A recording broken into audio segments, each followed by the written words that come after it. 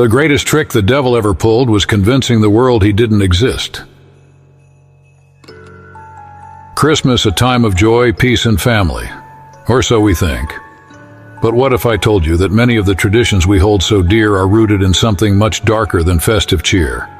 That behind the lights and gifts lurks a history and set of practices that Christians should be wary of.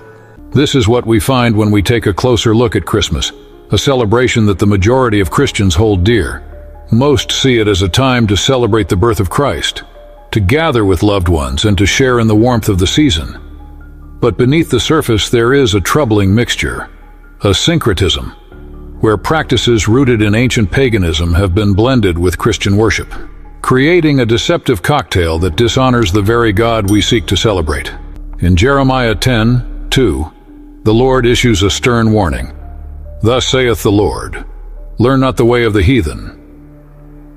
Yet many well-meaning Christians today are unaware that they have learned these ways, unknowingly participating in traditions that God Himself detests. The celebration of Christmas, with its bright lights, decorated trees, and gift exchanges, seems harmless on the surface. But if we dig into its origins, we find that many of these practices are rooted in ancient festivals that celebrated gods and deities far removed from the God of the Bible. The Bible tells us in 2 Corinthians 6:17, wherefore come out from among them, and be ye separate, saith the Lord, and touch not the unclean thing, and I will receive you. God calls His people to be separate, to avoid entangling themselves in the practices of the world, yet many have unknowingly embraced them. Isaiah 29:13 warns of this very thing. Wherefore the Lord said, forasmuch as this people draw near me with their mouth, and with their lips do honor me, but have removed their heart far from me. God is not interested in mere outward gestures. He desires our hearts to be fully His, untainted by false worship. You see, December 25th has an ancient and far-reaching history, tied not to the manger in Bethlehem, but to the worship of the sun itself. And while we often think of this day as holy, its origins tell a different story. Let's begin by looking at the winter solstice.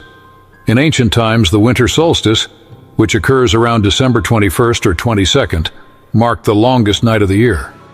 For many pagan cultures, this event wasn't just a simple change in the seasons.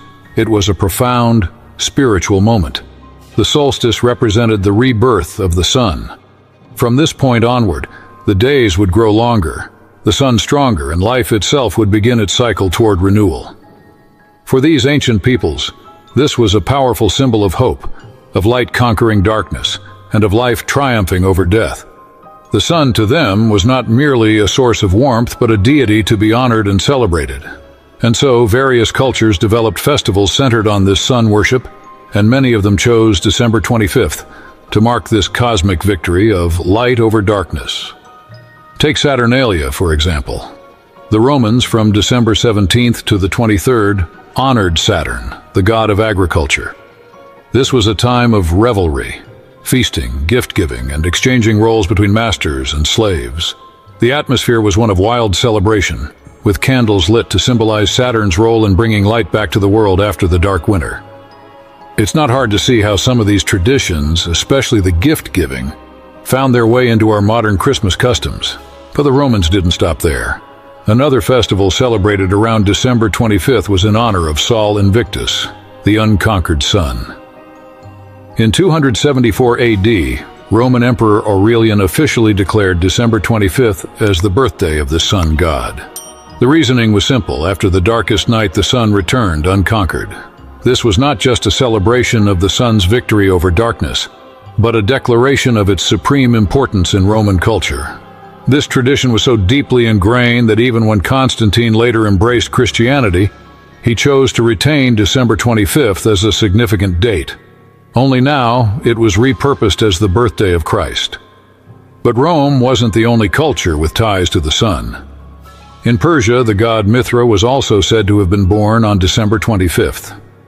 Mithra, a deity of light, was celebrated with rituals that symbolized his role in defeating the forces of darkness. The spread of Mithraism throughout the Roman Empire further solidified December 25th as a key date for celebrating the sun's rebirth. Moving to Egypt, we find the story of Horus, the son of Isis and Osiris. Horus too was believed to have been born on December 25th, his birth symbolizing the sun's return after its longest absence. For the Egyptians, this was a divine event, celebrated as the beginning of longer days and the renewal of life. Then we look to Babylon, where the figure of Tammuz, believed to be a reincarnation of Nimrod, was also born on December 25th. According to tradition, Semiramis, Nimrod's mother, declared her son to be the reborn sun god. This mythology formed the foundation for much of the sun worship seen in Babylonian practices, which later influenced other pagan religions across the world. In Greece, Apollo, the god of light, was also honored during the winter solstice. His birth was celebrated on December 25th, and he was revered for his power to bring light, healing, and truth to the world. Similarly, Adonis, a figure of beauty and rebirth, was celebrated on this day as his life and death were seen as reflections of the cycle of nature. His death marking the sun's death at the solstice, and his rebirth signifying the sun's triumphant return. Then there was Bacchus, the Greek god of wine and revelry. His festivals held during the solstice were wild and extravagant, often reflecting the themes of excess and rebirth that were common in other solstice celebrations. Even in Northern Europe, the Yule festival celebrated the rebirth of the sun. Evergreens such as fir trees were revered as sacred symbols of life during the darkest part of the year. The burning of the Yule log symbolized the sun's return, and this tradition would later morph into one of the many symbols associated with Christmas. As Christianity spread, early church leaders faced a dilemma. How could they convert people whose traditions were so deeply rooted in these sun-worshipping festivals? The solution was to adopt and repurpose them. By declaring December 25th as the official date of Christ's birth, they hoped to replace these pagan festivals with Christian worship. But instead of eradicating the old customs, many of these practices remained, blended into the new Christian celebration. And so, what began as a strategy to convert pagans ended up embedding many of their traditions within the very fabric of Christmas. However, it's important to note that Christ's actual birth is unlikely to have occurred on December 25th. The Bible provides clues that suggest Jesus was born in a different season, likely during the warmer months. Luke 2:8 records that at the time of Christ's birth, shepherds were abiding in the field, keeping watch over their flock by night. This suggests a period when the weather was mild enough for shepherds to remain outdoors, possibly in early fall, certainly not in the cold, rainy season typical of December, and Bethlehem church leaders, including Constantine, knew the pagan significance of December 25th, but sought to Christianize it. Despite their best efforts, elements of sun worship persisted. The evergreen trees, mistletoe, and even the lighting of candles. These were all symbols that had roots in ancient sun worship rituals. They may now be dressed in Christian symbolism, but their origins tell a different story. Santa Claus, a pagan evolution. When we think of Santa Claus today, the image that comes to mind is of a jolly, red-suited figure who brings joy, gifts, and laughter to children around the world. But like many things we take for granted, Santa Claus has a far more complex history than most realize. He's not just the harmless, fun-loving character we see on Christmas cards. His roots go deeper, into both Christian legend and pagan mythology, and his transformation over the centuries tells a story of how spiritual truth and materialism have clashed. Let's start with Saint Nicholas, the original Christian figure at the heart of this evolution. Saint Nicholas was a 4th century bishop from Myra in what is now Turkey. He became famous for his acts of generosity, especially toward the poor. There's a well-known story of how he secretly delivered bags of gold to a poor man's home so that his 3 daughters wouldn't be sold into slavery. This kind of charity made St. Nicholas a revered figure, he eventually becoming the patron saint of children and sailors. The core of his legacy was about selfless giving, helping those in need without expecting anything in return. But as time went on, St. Nicholas's image began to change, blending with other cultural influences. One of the most significant influences comes from Norse mythology, specifically the figure of Odin. In the pagan festival of Yule, Odin was believed to fly across the sky on his eight-legged horse, Sleipnir, delivering gifts or punishments to people based on their behavior. Sound familiar? This imagery is strikingly similar to Santa's sleigh and his role in rewarding good children while punishing the naughty. Odin was also associated with wisdom, magic, and the supernatural, qualities that subtly crept into the evolving character of Santa Claus, adding a mystical, almost otherworldly dimension to him. Now, in the Alpine regions, another character shaped Santa's darker side, Krampus. While St. Nicholas rewarded good children, Krampus was his terrifying counterpart, punishing those who misbehaved. Armed with chains and birch rods, Krampus served as a reminder that not all holiday figures were benevolent. The merging of these two figures, one rewarding, the other punishing, introduced the idea that Christmas wasn't just about joy but also discipline. Although Krampus has remained more prominent in certain European cultures, his influence can still be seen in the way Santa is depicted in some folklore and even in modern horror films. As we move forward into the 16th century, the figure of Father Christmas emerged in England.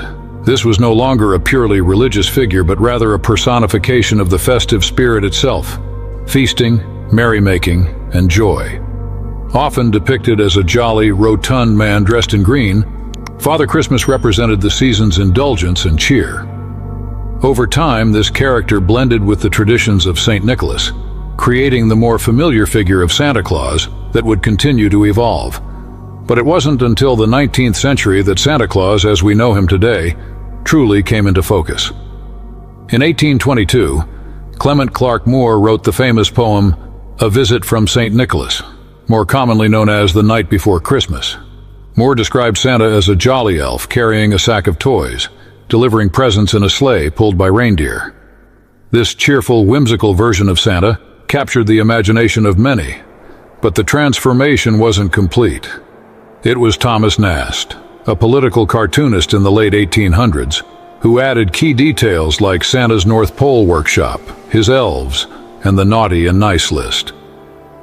The final touch came in the 1930s when Coca-Cola advertisements popularized the red-suited, jolly figure we recognize today, cementing Santa's place in the world of commercialism. But beneath this cheerful exterior, Santa's character carries deeper, more troubling elements. Many of his traditions have pagan origins. The flying reindeer, for instance, echo Odin's mystical steed, and the dual role of rewarding and punishing resembles Krampus. Even Santa's elves have roots in Germanic mythology, where elves were often seen as supernatural beings, sometimes mischievous, other times malevolent. Over time, these figures were softened and transformed into the cheerful helpers we associate with Santa today. But their origins point to a much darker side of folklore. The shift from a figure of charity and Christian virtue to a symbol of materialism and excess is perhaps the most significant part of Santa's evolution. What began as a legacy of selfless giving, as seen in St. Nicholas, has turned into a cultural icon of consumerism. Today, the focus during the Christmas season often centers on gifts, indulgence, and spending, reflecting more of the ancient pagan festivals like Saturnalia, where excess and indulgence were central themes. The heart of the season, which was once about honoring the birth of Christ, has been overshadowed by a relentless push for material goods. In the end, the story of Santa Claus shows us how easily something with deep spiritual roots can be transformed into a symbol of worldly indulgence. Santa is no longer a figure of Christian generosity, but a commercial icon, stripped of his original meaning and repurposed to fit the modern world's desire for more. What was once a celebration of Christ's birth and selfless giving has evolved into a reflection of our society's obsession with materialism, much like the pagan gods of old associated with wealth, fertility, and indulgence. Pagan symbolism in Christmas. When we look at Christmas today, it's easy to get caught up in the twinkling lights, festive decorations, and joyful songs. But few people stop to think about the origins of the symbols we associate with this holiday. Many of these familiar objects and traditions have roots that go back long before the birth of Christ to ancient pagan practices. What may seem harmless on the surface, things like mistletoe, wreaths, and Christmas trees, actually carry meanings tied to rituals that predate Christianity by centuries. Let's begin with mistletoe. Today, we think of mistletoe as that plant people kiss under at Christmas parties, a symbol of romance and love. But its history is far darker. In ancient Druidic tradition, mistletoe was considered a magical plant, believed to bring fertility and protect homes from evil spirits. Druids would harvest it using golden sickles during special rituals, and they were careful never to let it touch the ground, believing that it would lose its powers if it did. In Norse mythology, mistletoe had even more ominous significance. The god Balder was killed by an arrow made of mistletoe, making it a symbol of both death and rebirth. Despite these pagan associations, mistletoe found its way into modern Christmas celebrations as a symbol of love, but its origins reflect something far more mystical and dangerous. Then, we have the Yule log, a tradition most of us associate with cozy fireplaces, or even a chocolate dessert. But the Yule log's history traces back to Norse and Germanic paganism, where it was burned during the winter solstice to honor Thor and other gods. For these ancient cultures, burning the Yule log symbolized the return of the sun, the triumph of light over darkness, as the days began to grow longer. The ashes from the log were kept to protect the household from evil spirits in the coming year. So while today's Yule log may seem like a simple decoration, its origins lie in ancient sun worship rituals, far removed from any Christian meaning. Next, let's talk about holly and ivy. Holly, with its sharp, spiky leaves and bright red berries, was revered by the Druids and Romans. They believed holly had the power to ward off evil spirits during the dark winter months, while its berries symbolized life and vitality. The Romans even used holly during the festival of Saturnalia, offering it as a gift to Saturn, the god of agriculture, in the hopes of securing a good harvest. Ivy, on the other hand, was associated with Bacchus, the Roman god of wine and revelry. It symbolized excess and indulgence, hardly traits that align with the humility and selflessness taught in the Bible. Yet today, holly and ivy adorn our homes and churches, stripped of their original meanings but still carrying the shadows of their pagan past. Candles are another symbol with pagan roots. In Babylon, for example, people would light candles in honor of Nimrod, a figure believed to represent the reborn sun. Candles were seen as a way to encourage the return of the sun's light during the darkest days of the year. Similarly, during Saturnalia, Romans would light candles as part of their celebrations for Saturn, the god who brought light back after the solstice. Today, we light candles during the Christmas season, but the tradition stems from pagan rituals that had nothing to do with Christ and everything to do with sun worship. The practice of hanging stockings by the fireplace, often attributed to the generosity of St. Nicholas, is also tied to earlier pagan customs. In pre-Christian times, people would leave shoes or stockings filled with offerings for the gods during the winter solstice.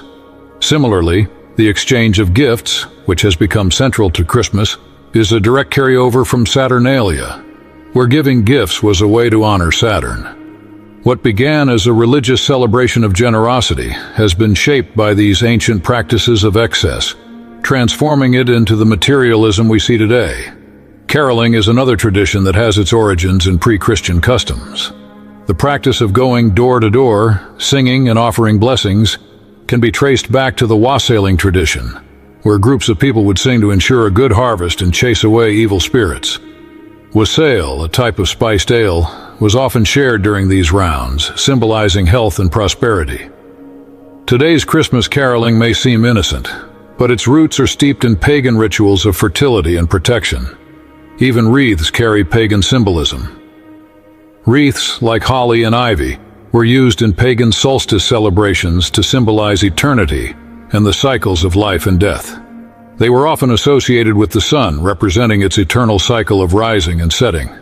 Hanging a wreath on your door may seem like a harmless decoration, but its original meaning was tied to sun worship and the endless cycle of nature. Lastly, let's look at tinsel and ornaments. In ancient times, people would hang talismans and offerings on trees as a way of honoring the gods and seeking protection from evil spirits. Tinsel, often seen as a simple decoration, originally symbolized the light of the sun god and the spark of life during the cold, dark winter months. Once again, what seems like a festive touch has deep roots in pagan practices. As we reflect on these symbols, it's important to recognize that many of the elements we associate with Christmas come from ancient practices that have nothing to do with the birth of Christ. These symbols were adopted into Christian celebrations over time, but their original meanings, fertility, protection from evil, and sun worship, stand in stark contrast to biblical teachings. The Christmas tree, as we know it today, wasn't originally a Christian symbol. Its roots go back to Babylonian practices. One of the most significant figures in Babylonian mythology was Nimrod, a powerful ruler and the original architect of rebellion against God. After his death, his followers believed that he was reincarnated as Tammuz, the god of the sun. The evergreen tree was used to symbolize this rebirth. Just as the evergreen tree remains green all year round, Tammuz was seen as the ever-living sun god. The tree became a symbol of life and renewal, but also of false worship. This practice didn't stop with the Babylonians. In pagan Egypt and Rome, the evergreen tree was also revered. Egyptians used palm trees in their worship of gods like Ra, the sun god, while the Romans decorated trees during their festival of Saturnalia. In both cultures, trees were symbols of fertility, life, and renewal, concepts that had nothing to do with the God of the Bible, but everything to do with the worship of false gods. Now let's look at what the Bible says about this. In Jeremiah 10:2-4, God gives a direct warning to his people. "Thus saith the Lord, learn not the way of the heathen, for the customs of the people are vain. One cuts a tree out of the forest, the work of the hands of the workman, with the axe. They deck it with silver and with gold. They fasten it with nails and with hammers, that it move not." God wasn't just talking about any random tradition. He was warning against the very practice of cutting down trees, decorating them, and using them in worship.